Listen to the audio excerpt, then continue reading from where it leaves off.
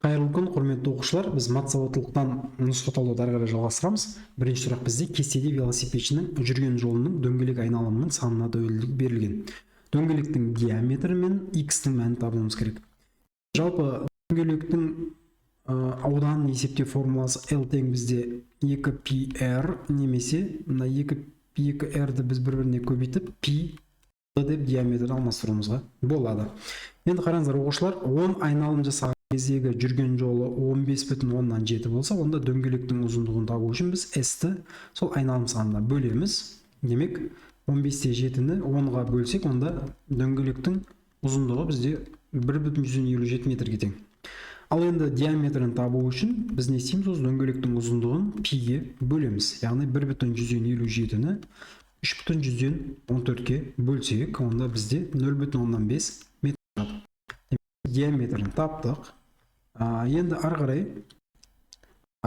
біз x-ті табу үшін x бізде L мен n-нің көбейтісінен тұрады. Яғни дөңгелектің ұзындығы мен 1,157 мен 2 деп қарастырайық. Мынау бізде айналым саны, екінші айналым саны болса, демек 20-ға көбейтеміз. Бұл бізде 31,4 метрге тең болады. Сонда бізде жауабы 0,5 метр және 31,4 метрге тең деп қарастырамыз. Келесі.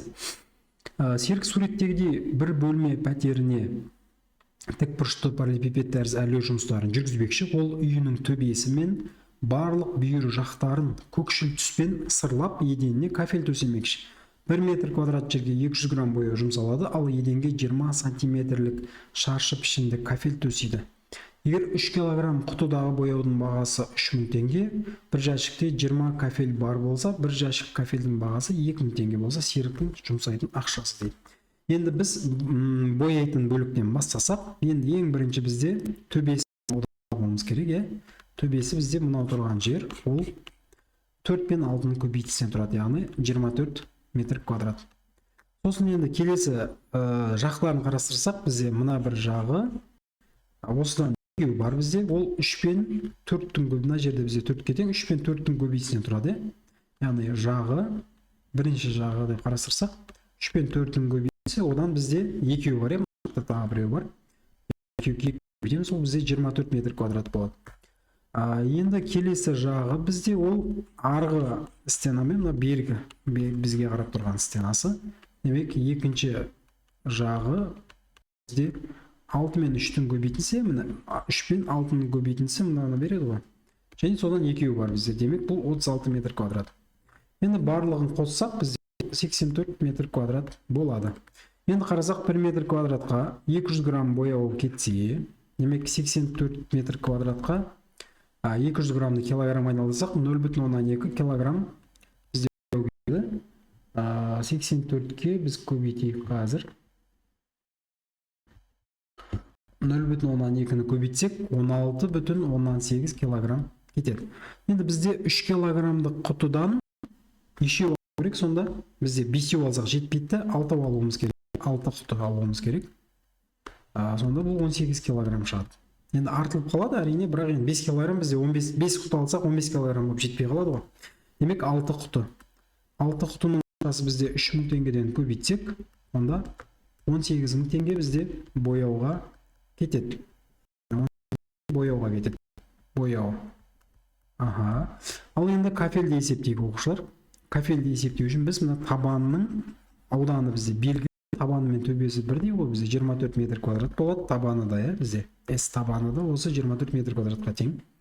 Ал енді бір кафельдің ауданын есептеп алайықшы біз. Бір кафельдің ауданы 20 сантиметр, ол 0,2 метр десек, бір кафельдің ауданы 0,2 көбейтеміз, шаршы деп тұр өйткені.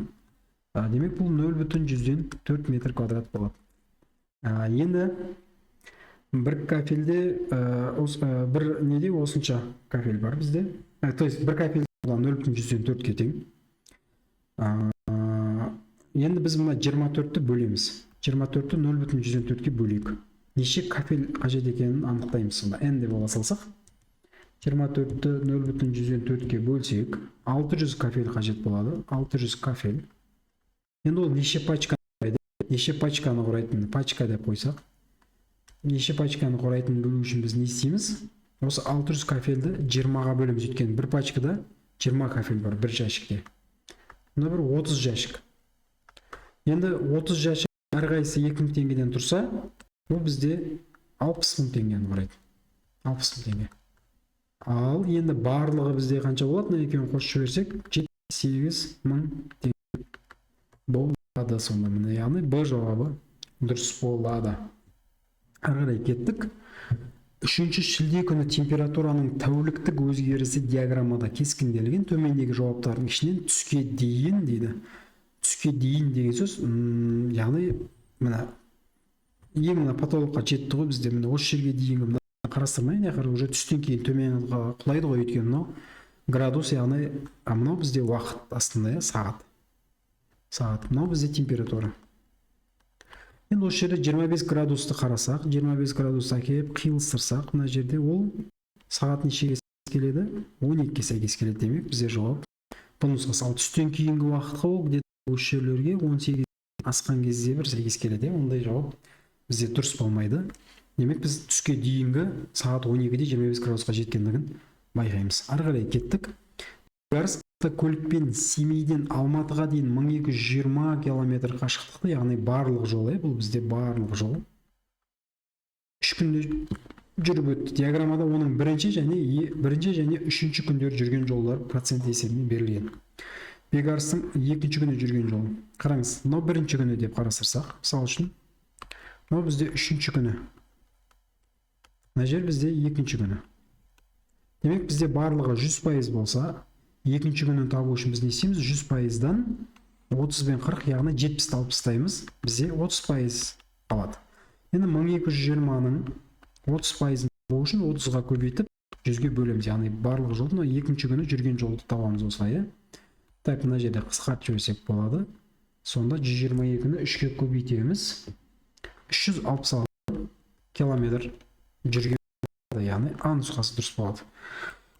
Ары қарай сандар қатарына медиананы табыңыз. Медиананы табу үшін біз сандарды өсу ретімен жазуымыз керек. Өсу ретімен. Демек, ең кіші саннан бастаймыз. Ең кіші сан бізде 24, одан кейін 25, сосын 35, 41, 45. И осы жерден қараймыз да, сандардың саны бізде тақ сан болса, яғни тақ 5 саннан тұр ғой, 5 сан. Демек, ортасындағы сан медианасы. Медиана, яғни жауап 35 болады. Ал егер жұп сан болса, онда ортасына тұрған 2 санды қосып 2-ге бөлеміз. Келесі. Әлия, Аяулым, Айлин және Жансаяның 3-3-тен бірігіп өлшеген салмақтары кестеде берілген. Енді қараңдар, біз былай жасайық. Әлиядан осы жерде біз Жансаяның салмағын анықтауымыз керек. Міне. Әлияны А, Б, С, Д деп алайықшы. Б, С, Д. Бірінші қатарда Әлия, Аяулым, Жансая. Әлия бізде А, Аяулым Б, Жансая Д. Үшеуінің қосындысы 155. Бізге табу керек нені? Д деген әріпті табу керек. Мына Д-ны қоршап кете берейін қазір мен. Так, одан кейінгі әріп қарасақ, Әлия, Аяулым, Айлин.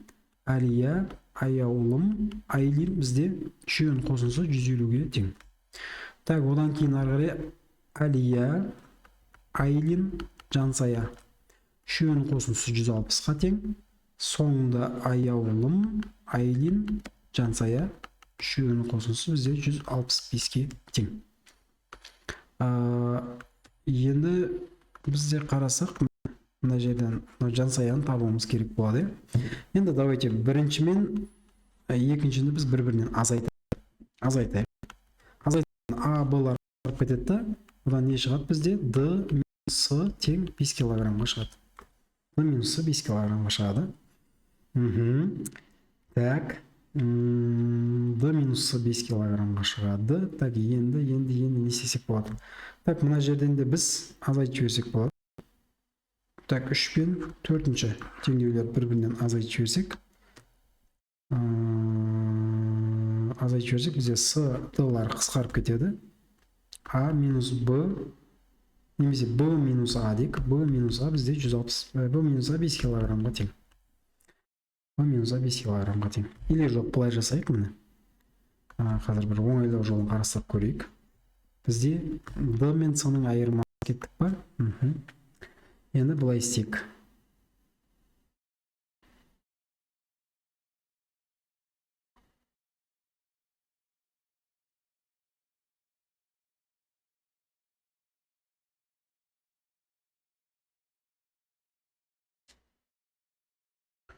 Так, мына екеуін азайтып көрейік. Мына екеуін азайтып көрсек, бізде А-лар кетеді, С-лар кетеді. D минус B, D минус B бізде 10-ға тең болып шығады. D минус B 10-ға тең. Енді мынаны азайтып көрейік. Так, B, С-лар кетеді. D минус А қалады, 15-ке тең. Міне. Осы қалады, D минус А қалады, 15-ке тең. Енді давайте осыны біз қосып жіберейік. Сол кезде мына жағымыз 3D болады. Мына жерде мен жақшанша шығарып жіберсек, А плюс B плюс С қалады, тең болады. 10, 25, 30, 30. Осы жерден 3D минус А B плюс С-ның орнына біз қанша қоямыз? 150-ді қоямыз. Тең 30.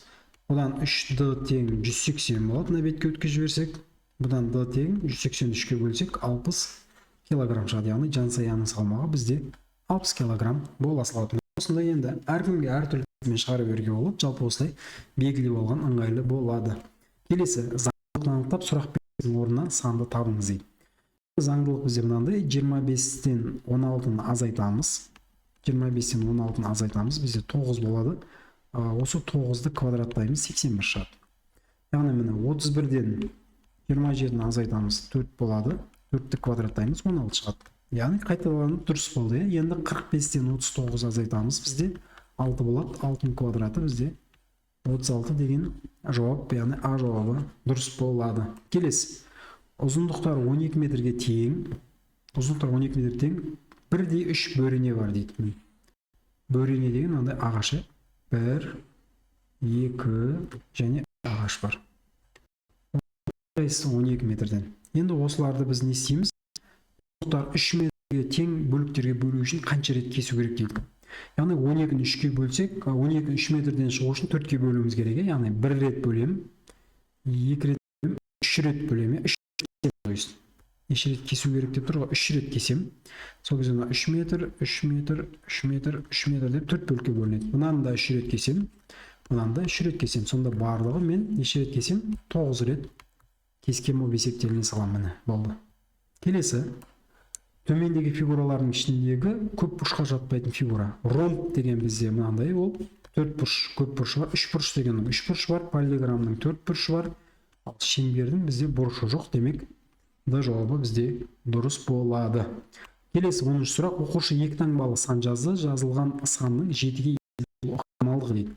Жалпы 2 таңбалы сан бізде 10-нан бастап нешеге дейін? 99-ға дейін. Жалпы саны нешеу бар бізде? Ол 90 сан бар, 90 сан бар. Ал енді 90 деген бізде бөлімінде тұрады. Үстінде осының ішіндегі 7-ге еселіктерді қарастырып шығайық. Яғни ол бізде неше? 14, 21, 28, 35, 42, 49, так, 56, 56, 61, 49, так, 56, 61 депті ма, 63, 70, 77, 77-ден кейін 84, 91 және 98. Міне. Так, санайық.